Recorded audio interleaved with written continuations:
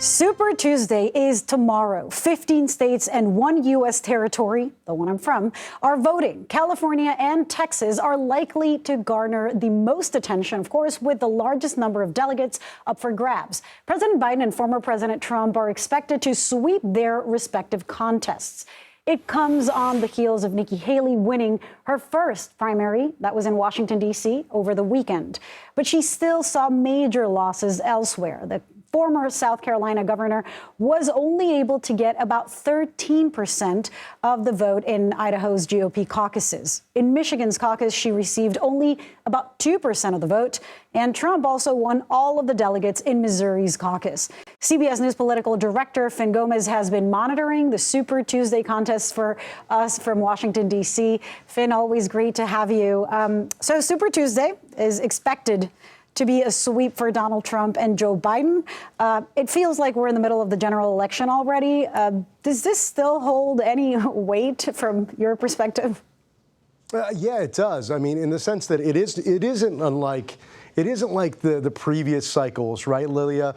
In 2016 and in 2020, there was more competitive. In 2016, you saw some of the states tomorrow won by Marco Rubio and Ted Cruz, not just Donald Trump in that cycle. In 2020, it was Joe Biden versus Bernie Sanders. Bernie Sanders won 4 states, if you recall, Lilia, in 2020. However, this time around, Trump and President Biden both have they've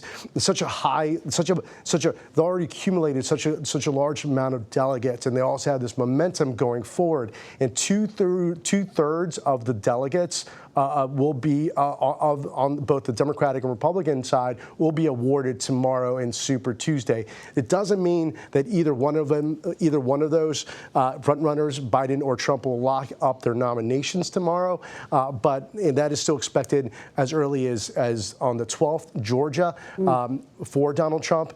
But yes, in previous iterations, it kind of cleared the field. This time around, it's essentially is emphasizing what we really already know, that this is likely the matchup that we're seeing again between from 2020 of Joe Biden versus Donald Trump.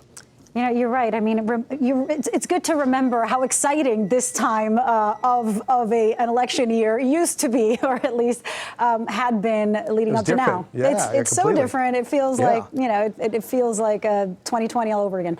But let's talk about Nikki Haley. She had her first win in D.C. over the weekend. First of all, was that surprising? Was that what you and others expected? And does that translate into any momentum going into Super Tuesday? Yeah, it was her first win as a presidential candidate, but it was also historically the first primary win by any woman in the Republican primary contest, actually. You can go back all the way to 1964, Margaret Chase Smith, where she was a presidential contender who won delegates, but this is the first time we saw a woman in the Republican presidential primary race win a primary. Does it add, or is there expectation that she will add more states tomorrow? That does give some momentum and some hope for some of the Haley supporters. They're looking in Massachusetts, maybe Virginia, where she can do potentially better than expected. However, at this point, you know, speaking to the Trump campaign, they say that the only reason she won in D.C. is because it's a town that it's made up of lobbyists and quote swamp, you know, creatures, if you will.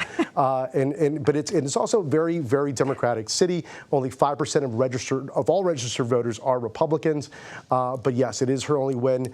Will that translate into more wins? We'll wait and see. But I think the expectation is that Donald Trump is still expected to sort of run it tomorrow. Well, that is certainly what is expected. Finn Gomez, you will be covering all of it. Thanks for being with us. Thanks a lot, Lilia. And stick with CBS News for Super Tuesday coverage all day tomorrow, including a 1-hour edition of America Decides that's starting at 5 p.m. Eastern. We will also have special coverage of the races and results from 8 to 10 p.m. Eastern.